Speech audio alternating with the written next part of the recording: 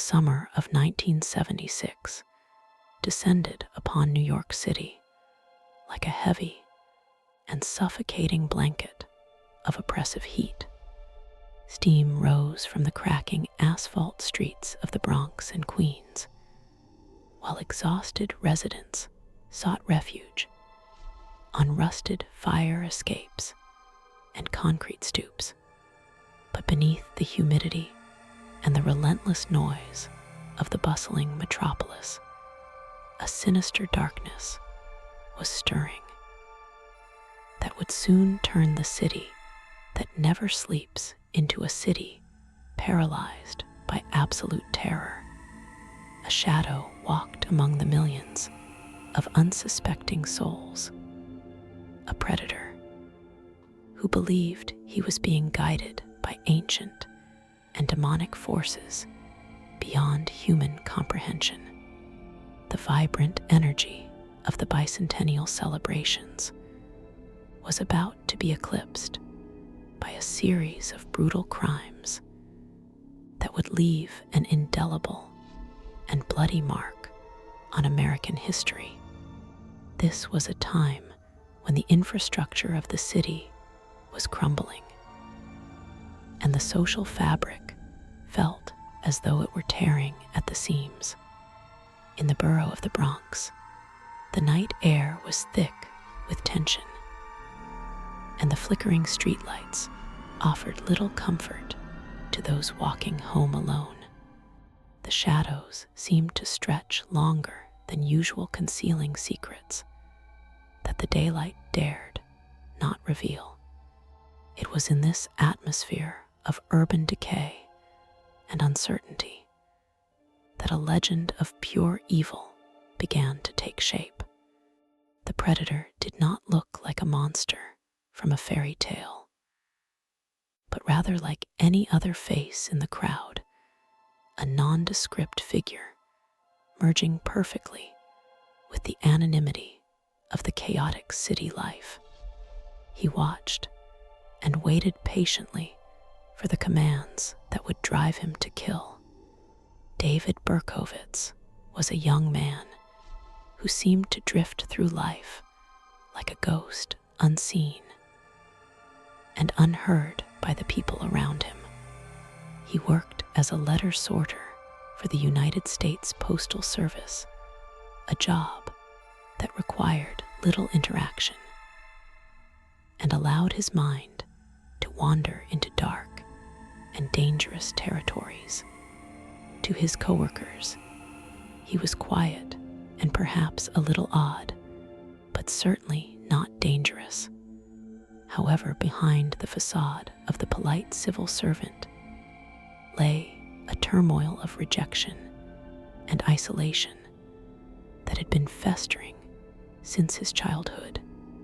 He felt abandoned by his birth mother and disconnected from the world at large. This profound loneliness became the fertile soil in which his delusions would eventually take root and grow into a deadly obsession. He lived in a sparsely furnished apartment in Yonkers, a city bordering the northern edge of the Bronx. His home on Pine Street was meant to be a sanctuary, but it quickly transformed into a prison of his own making.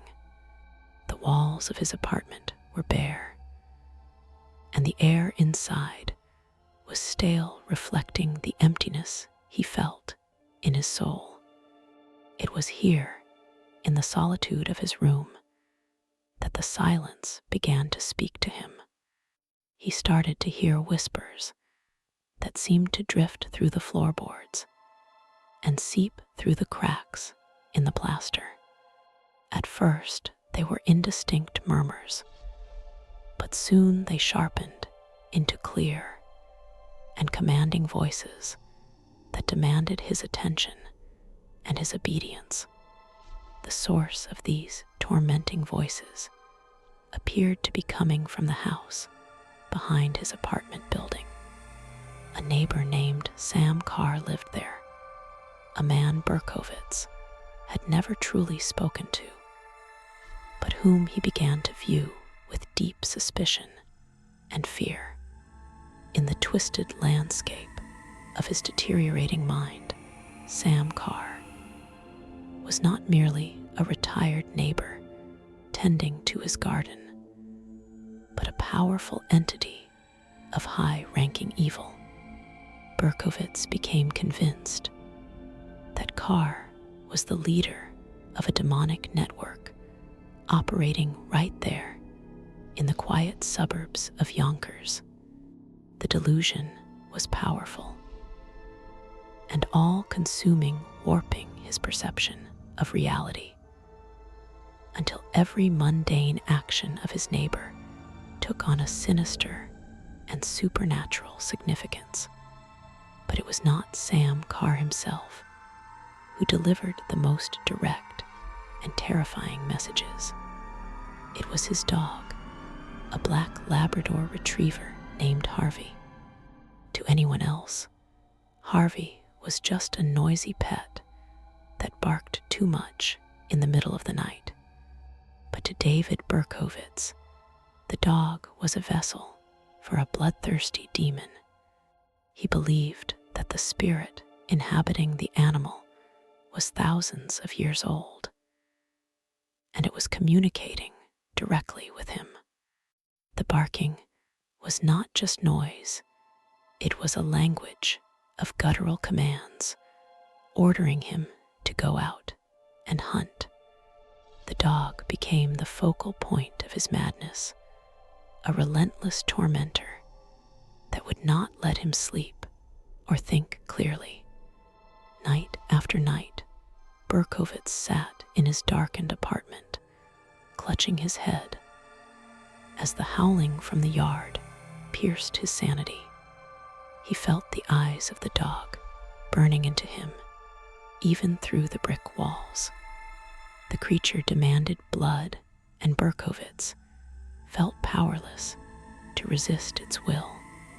He began to write rambling and incoherent journals detailing the orders he was receiving from the entity he called Sam.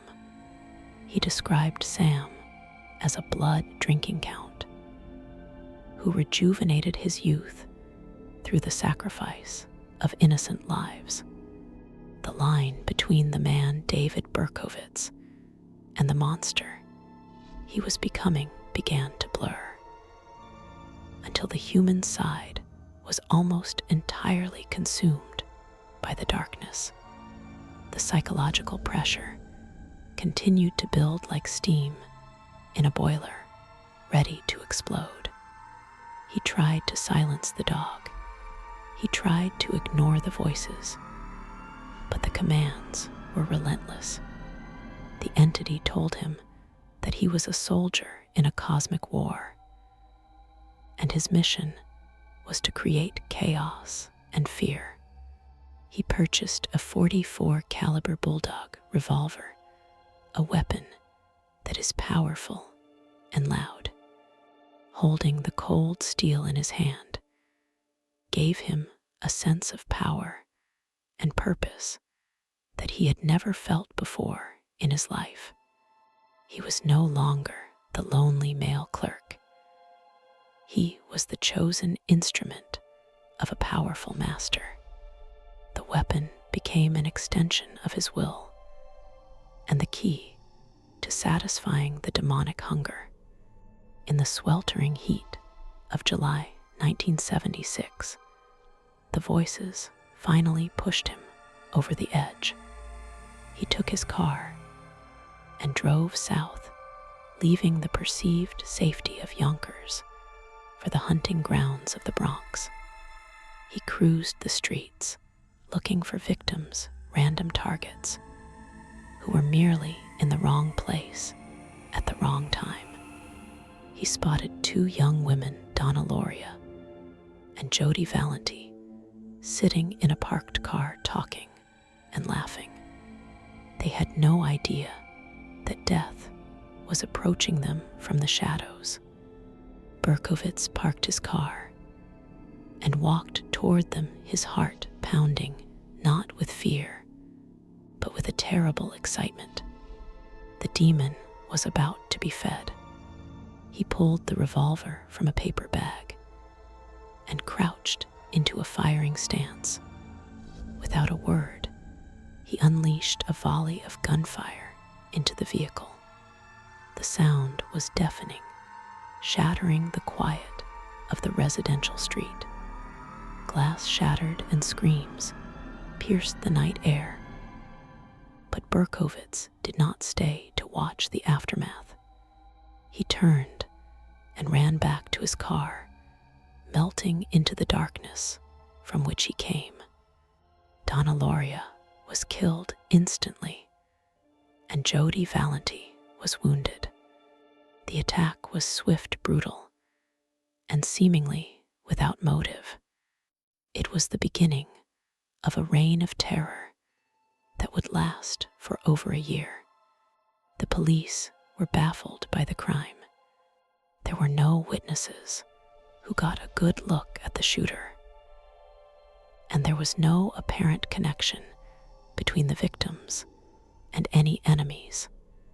It seemed like a random act of violence, a tragic anomaly in a violent city. But then it happened again and again.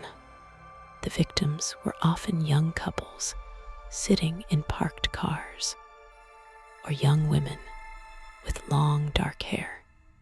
The media began to pick up on the pattern, and panic started to spread through the boroughs. Parents warned their children not to go out at night, and lovers' lanes, which were once popular spots for romance, became deserted zones of fear. As the months passed and the body count rose, the police formed a massive task force known as Operation Omega. Hundreds of detectives were assigned to the case, chasing down thousands of leads. But the killer remained elusive, leaving behind no fingerprints and no useful clues. He was a phantom, striking and vanishing before the sirens could even be heard. The city was held hostage by a man with a gun and a delusion. In the press, he was initially dubbed the .44 caliber killer, a name that spoke to the weapon he used to execute his victims. Then came the letter. A handwritten note was found near one of the crime scenes, addressed to the police captain. It was a window into the chaotic and terrifying mind of the killer, written in block letters with strange spelling and grammar. It introduced the world to the named son of Sam. The writer claimed to be a monster, a spirit that roamed the night. He taunted the police for their inability to catch him and promised that he would kill again.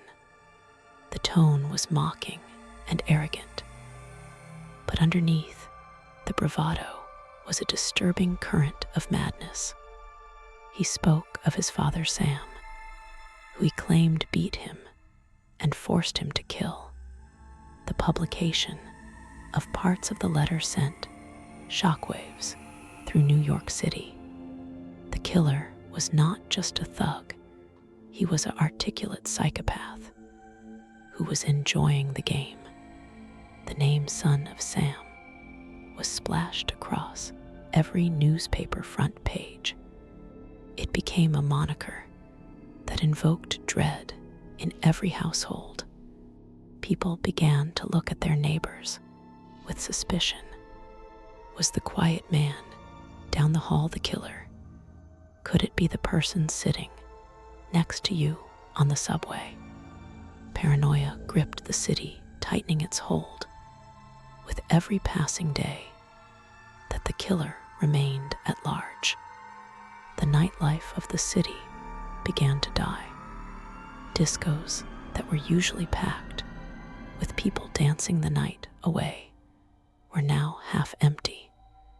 Women began to cut their hair short or dye it blonde, hoping to avoid the profile of the victims the killer seemed to prefer. The fear was palpable, a physical weight that hung over the 5 boroughs. Even the mafia was rumored to be looking for the killer, upset that the increased police presence was disrupting their business. It felt as though the entire city was united against this one unknown man. Yet, he continued to evade capture. Berkowitz, emboldened by the attention, reached out to the media directly. He sent a letter to the famous columnist Jimmy Breslin of the New York Daily News. The letter was chilling in its casual discussion of murder. He asked Breslin how the weather was, and then proceeded to describe himself as a ghost roaming the streets. He signed the letter with symbols that looked occult in nature, adding another layer of mystery to his persona. Breslin published the letter and urged the killer to turn himself in, but Berkowitz was far from finished.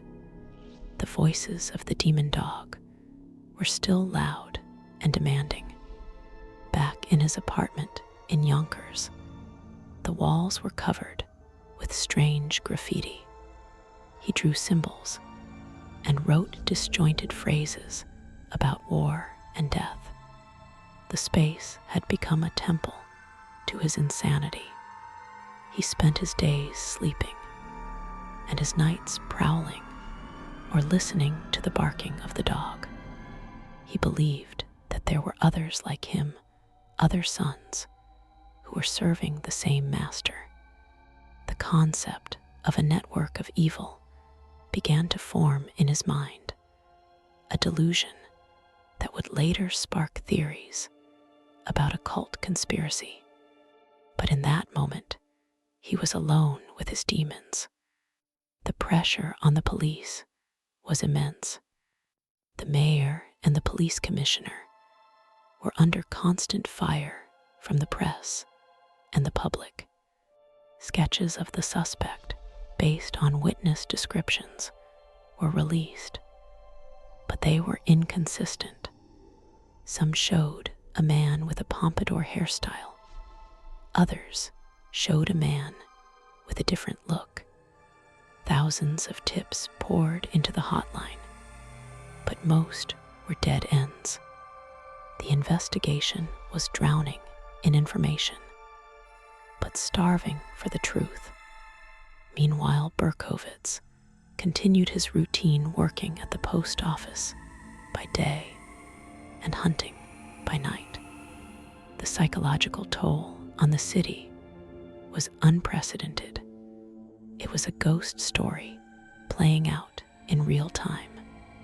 The monster was not under the bed. He was out on the streets with a .44 caliber revolver.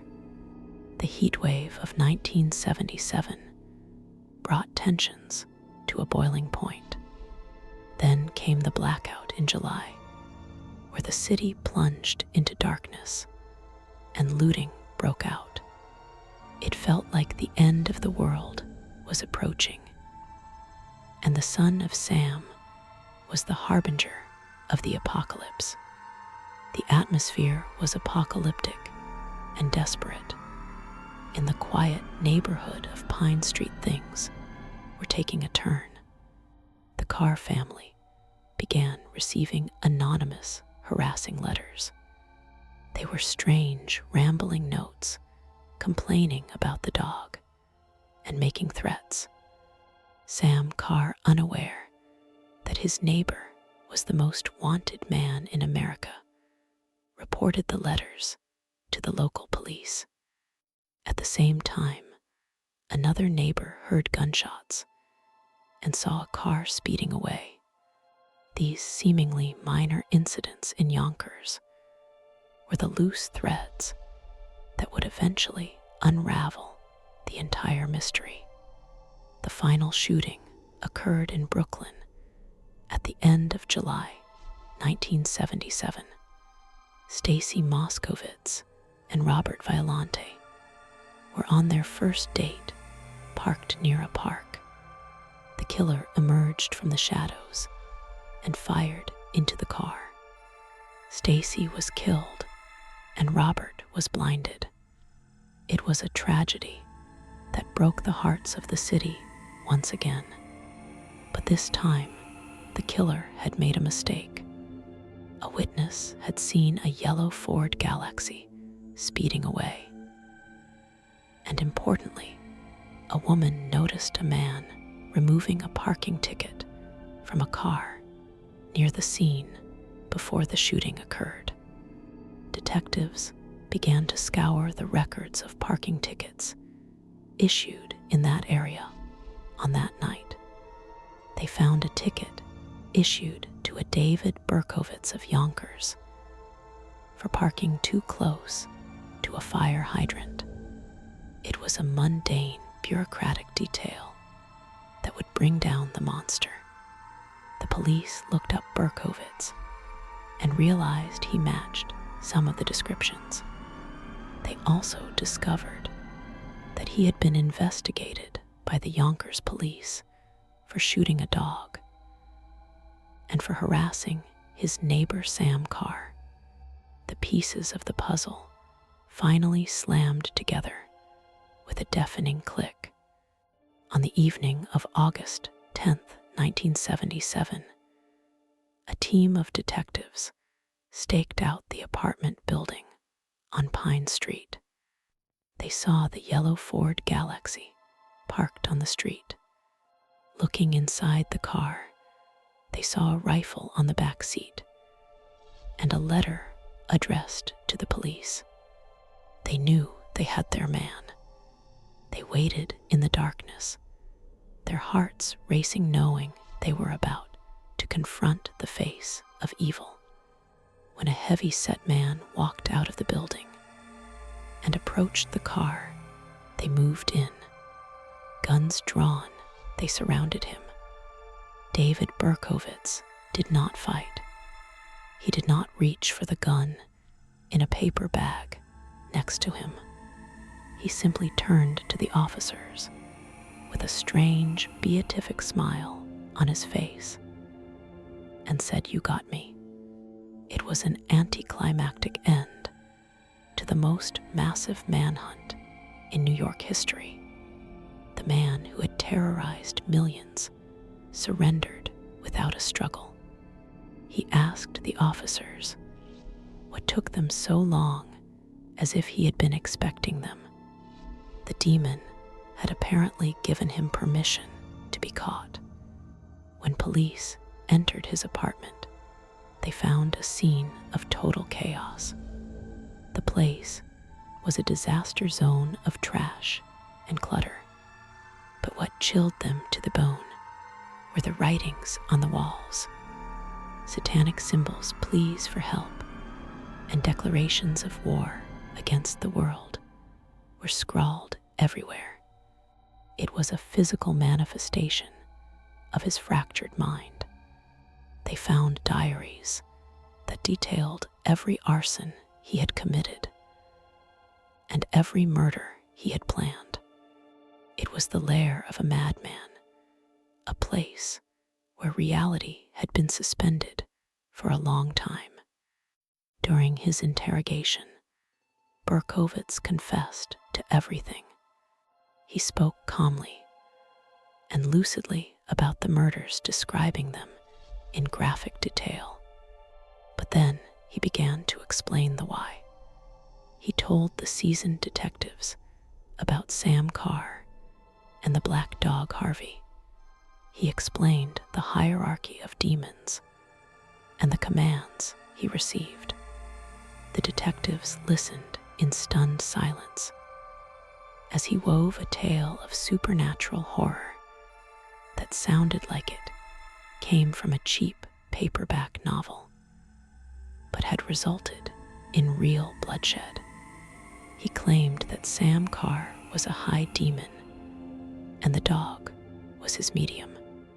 He said that when the dog barked, it was actually speaking in perfect English, ordering him to kill. He said he had tried to kill the dog once to stop the voices, but the dog was supernatural and survived. The press went wild with the story.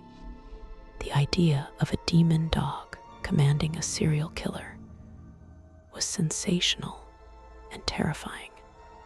It added a layer of the occult to a story that was already grim enough. The son of Sam became a household name around the world. David Berkowitz pleaded guilty to the shootings. He was sentenced to 6 consecutive life sentences, ensuring that he would never walk the streets as a free man again. The city let out a collective sigh of relief. The monster was in a cage. The streets were safe again. But for some, the story did not end there. Questions began to linger. Could one man really have done all of this alone? Some of the survivor sketches looked nothing like Berkowitz. And what about the strange occult references? Journalist Maury Terry became obsessed with the case. He believed that Berkowitz did not act alone. Terry spent years investigating the files, interviewing witnesses, and even corresponding with Berkowitz himself. He developed a theory that Berkowitz was part of a satanic cult called the Children. According to Terry, the cult was responsible for the murders, and Berkowitz was just the fall guy, the one who took the blame for the group.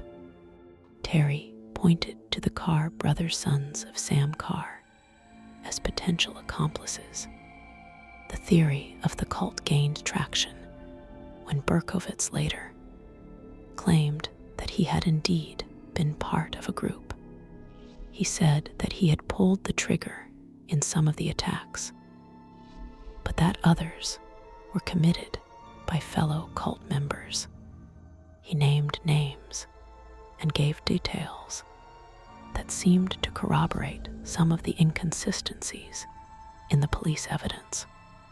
He claimed the cult met in the woods of Westchester County and performed rituals involving animal sacrifice. The ghost story suddenly became a conspiracy thriller.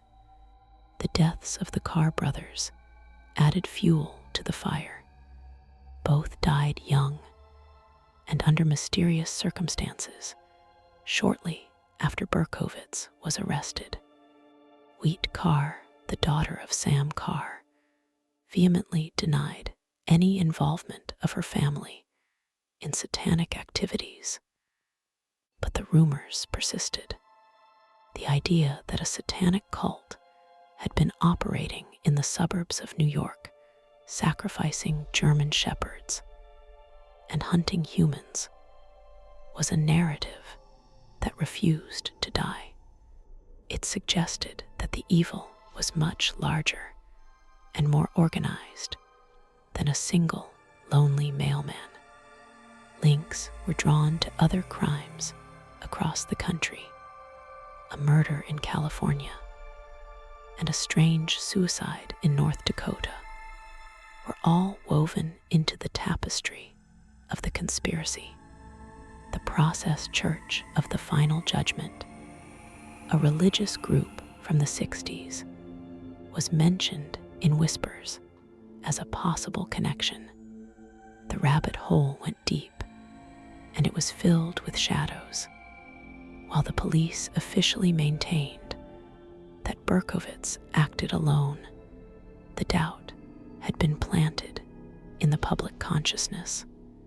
Years turned into decades. David Berkowitz remained in prison, aging behind bars. He eventually renounced his satanic past and became a born-again Christian, calling himself the Son of Hope. He expressed remorse for his crimes and refused to attend parole hearings, stating that he deserved to be in prison. But the letters he wrote to Maury Terry in the 90s kept the conspiracy theories alive. He hinted at powerful people involved in the cult people who were never caught and never punished. The story of the Son of Sam is more than just a true crime tale. It is a modern ghost story about the demons that live among us.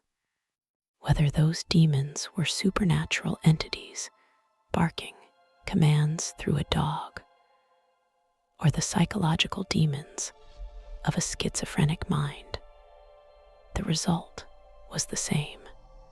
Innocent lives were taken, and a city was traumatized. The fear that gripped New York in 1977 changed the way people lived. It made them lock their doors and look over their shoulders. Today, the apartment building in Yonkers still stands. The streets of the Bronx are busy again, but the legacy of that summer remains. The name Son of Sam still evokes a chill. It serves as a reminder that evil can reside in the most mundane of places, hidden behind the door of a quiet apartment, or lurking in a parked car on a dark street.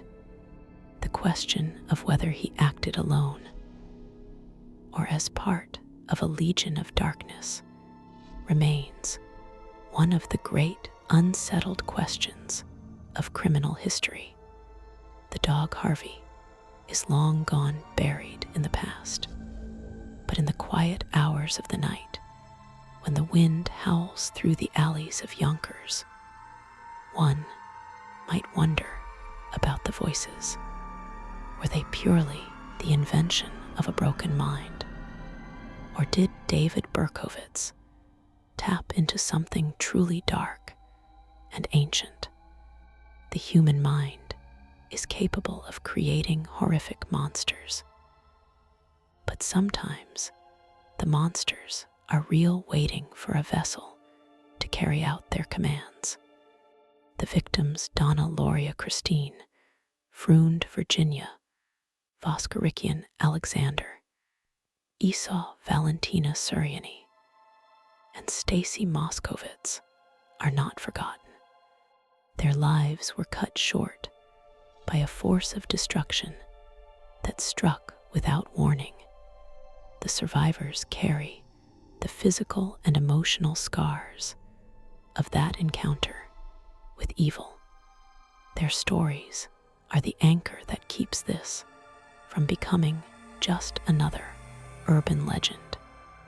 They are the proof that the horror was real and the pain was tangible. We may never know the full truth of what happened in those dark nights. The files are closed, and the main players are dead or incarcerated. But the story persists, passed down through generations. It is a cautionary tale about the fragility of safety and the depths of human depravity. It reminds us that the line between sanity and madness is thinner than we like to admit, and that sometimes the darkness stares back. As you walk the streets of New York City today, amidst the bright lights, and the crowds remember the summer when the lights went out and the predator roamed free. Remember the fear that emptied the streets. And if you hear a dog barking in the distance, in the dead of night, try not to listen too closely. For in the mind of the Son of Sam, the barking was not just a sound. It was an invitation. It was a command.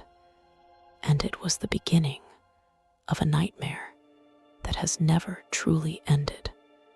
The darkness that inhabited David Berkowitz did not die with his arrest. It merely changed shape. It lives on in the conspiracy theories, in the nightmares of the survivors, and in the cold case files that will never be fully resolved. The son of Sam may be locked away, but the shadows he cast are long, and they still stretch across the pavement of New York City, waiting for the next time the sun goes down and the demons begin to speak.